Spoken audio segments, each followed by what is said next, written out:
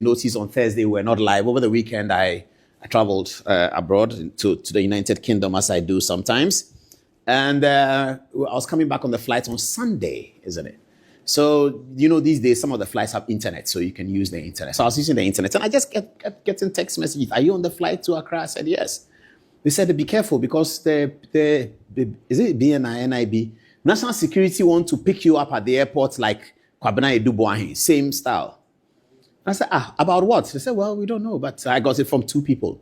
Then somebody who was on the flight, who was also, I think, using the internet. I think he texted his people and said I was on the flight with him.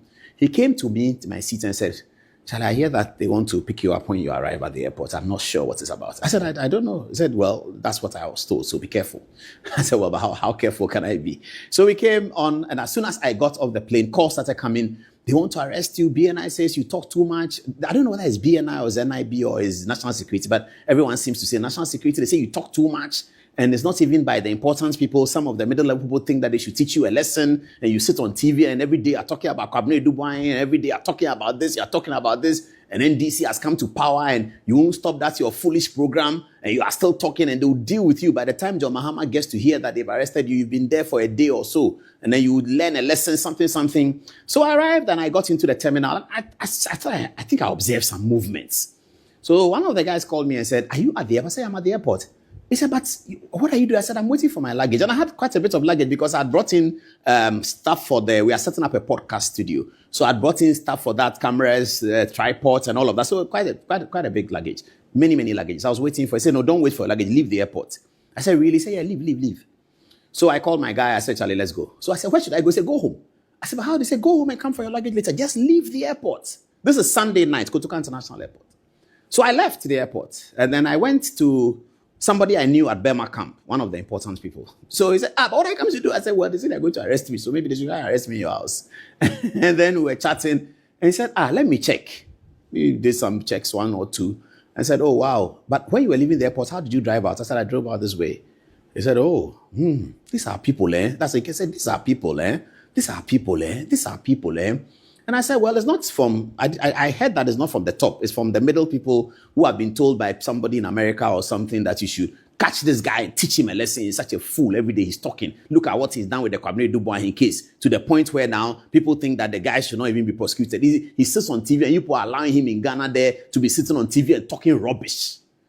I said, oh, wow. So that was my story for Sunday. So then I got out, blah, blah, blah. Later on, the luggage came.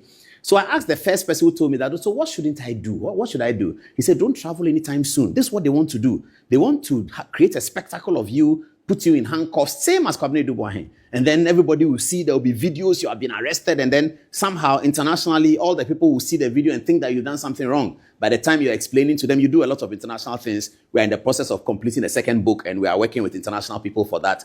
Whilst I was away, we discussed it. The book is entitled, oh no, let me not say it now.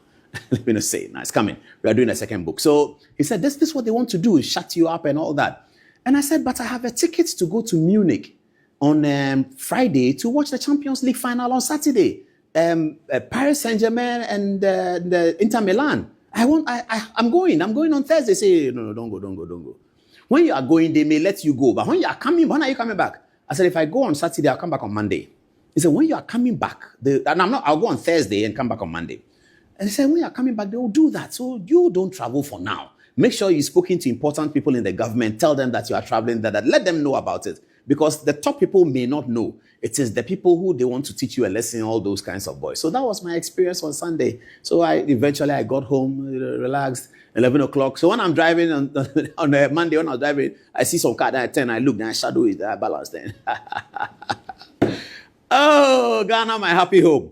Why are people like that? Why? Can't they make an argument? You say something is wrong, we say something. Can't they do that?